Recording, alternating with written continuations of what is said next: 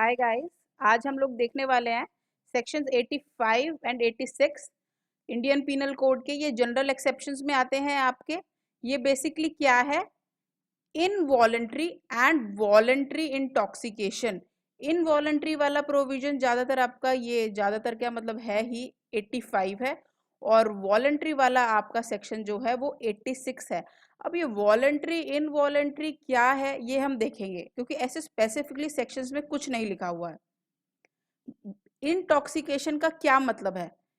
Intoxication is basically a state, एक mental state wherein the person becomes incapable of normal speech, thought, actions because of the ingestion of undue amount of drugs or alcohol।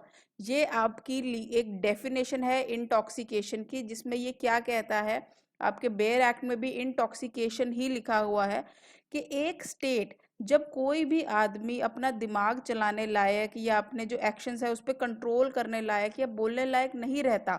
क्यों?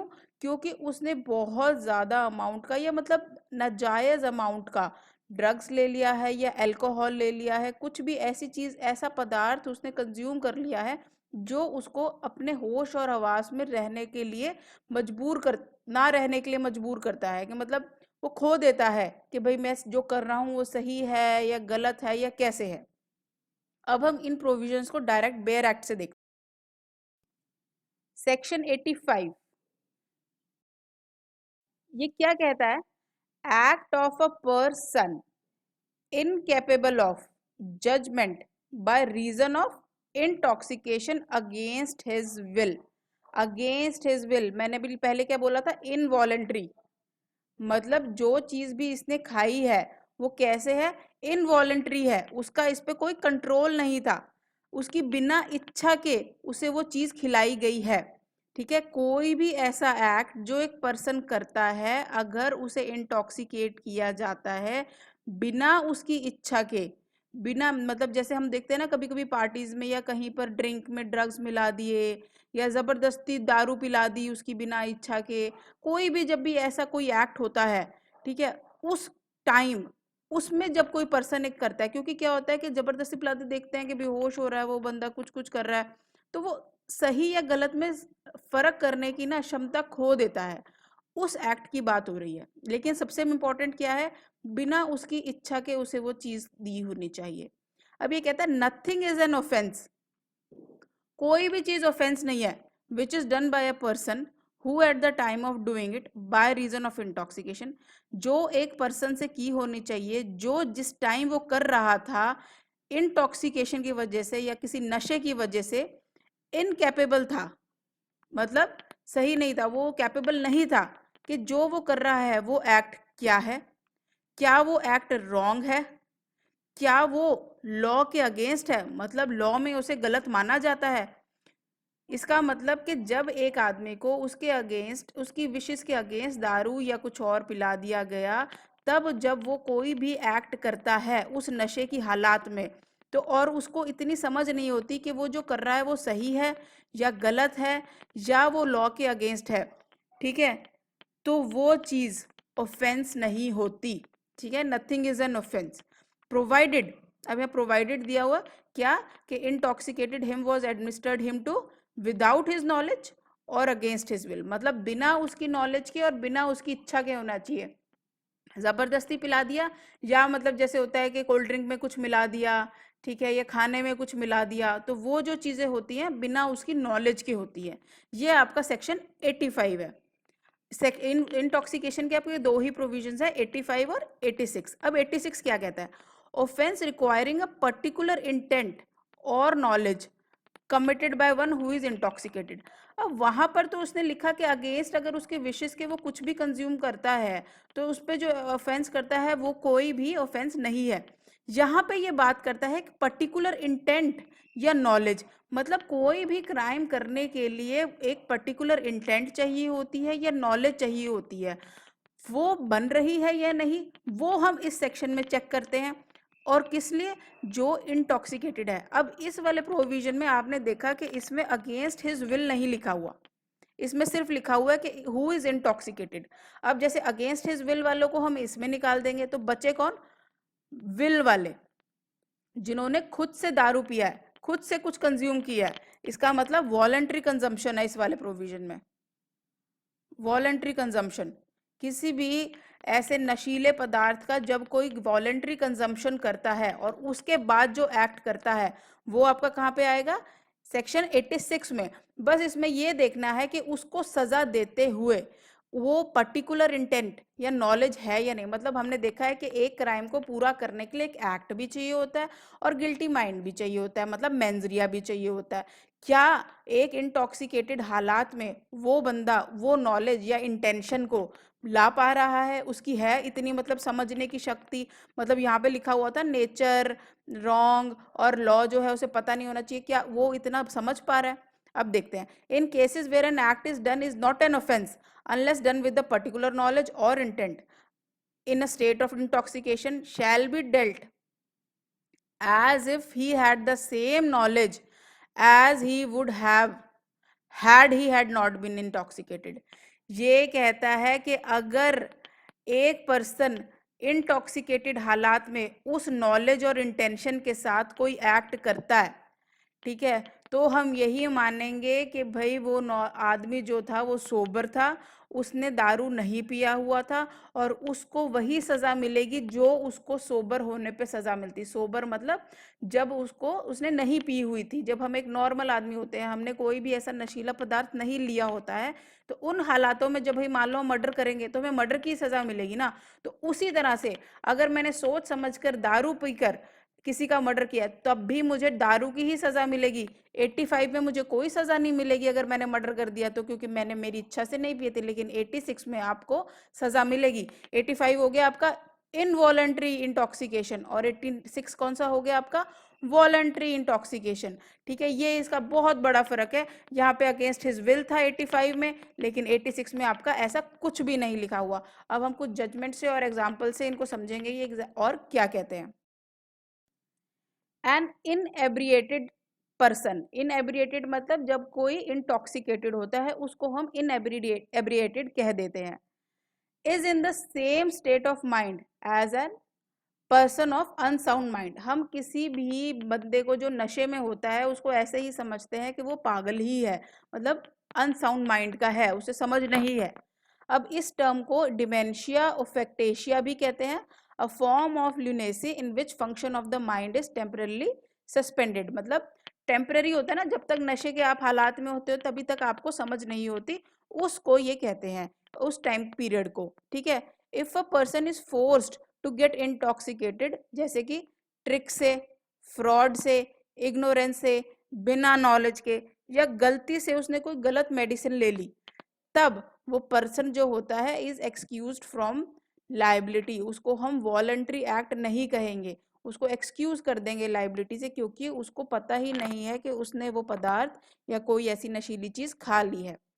ठीक है, an intoxicated person may not be said to have acted on his own accord and therefore not responsible for his acts। मतलब जो intoxicated person होता है उसका हम ये मानेंगे कि उसने अपने आप ये काम नहीं किया, इसलिए हम उसको रिस्पॉन्सिबल नहीं मानते उसके एक्ट्स के लिए। और अगर कोई पर्सन जो है उसने वॉलंटरी एक्ट किया है तो क्या मानेंगे हम कि उसने अपना एक्ट अपने आप ओन किया है, कि खुद दारू पी के या कुछ करके उसने काम किया है और वो उस चीज को अवॉइड कर सकता था। If he wanted he could have avoided it, कि भाई मैं नहीं पीता, फिर मुझे होश नहीं रहता, कहीं मैं कुछ गलत ना कर दूं, कहीं मैं कुछ ऐसा ना कर दूं। जैसे मान लो अगर कोई बहुत सारी दारू पी के या ड्रग्स लेके सड़क पर सोए हुए लोगों को, जो फुटपाथ पर सो रहे हैं, उनके ऊपर गाड़ी चला दे या कुछ भी ऐसे काम कर दे, तो क्या उसे सजा होएगी? हाँ होएगी, क्योंकि उसने खुद से पी और फिर खुद से ही गाड़ी चलाई। ठीक है ना, उसकी खुद की गलती है। अगर खुद से एक आदमी अपने आप को इस हालातों में लाता है कि जहाँ पे वो अपने होश खो दे, उस टाइम हमें उसे प्रिविलेज नहीं दे सकते कि भाई, प्रिविलेज नहीं दे सकते कि भाई ठीक है बेचारे ने दारू पी हुई थी। ऐसे तो हर कोई फिर कुछ भी पी के कह देगा मैंने तो पिया हुआ था, मैंने तो होश में ही नहीं था, इसलिए मैंने मर्डर कर दिया, इसलिए मैंने रेप कर दिया, इसलिए मैंने कुछ भी कर दिया, सारे एक्सक्यूज हो जाएंगे। पर हम ऐसा नहीं कर सकते ना, ये तो फिर गलत हो गया ना, मिसयूज ऑफ हो गया लॉ का। हर कोई कर सकता है फिर ये, इसलिए ये वॉलंटरी जो इंटॉक्सिकेशन होती है वो अलाउड नहीं है। जो आपका सेक्शन 86 है वो सेम नॉलेज इंप्यूट करता है कि जिस बंदे पे, कि अगर that is the knowledge of a sober man, कि जो एक बंदा बिना पिए हुए होगा या पिए हुए होगा, उसको अगर वो एक्ट करता है कि जब उसे समझ आ जाती है सेक्शन 86 के हिसाब से, तो हम यही मानते हैं कि उसे पूरी ही सजा मिलेगी, क्योंकि वो सोबर मैन की तरह ही था, क्योंकि उसने अपने आप के हालात खुद से खराब करे।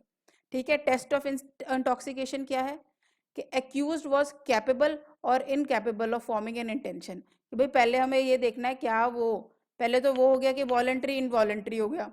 अगर वॉलेंट्री है तो हम आ जाते हैं अब ये देखने के लिए कि क्या वो कैपेबल था या इनकैपेबल था इंटेंशन फॉर्म करने के लिए, जो उसमें लिखा हुआ था ना सेक्शन में कि पर्टिकुलर इंटेंट एंड नॉलेज चाहिए। अब वो पर्टिकुलर बना रहा है कि नहीं बना रहा, अभी आपको एक केस लॉ से बहुत अच्छे से समझ में आ जाएगा।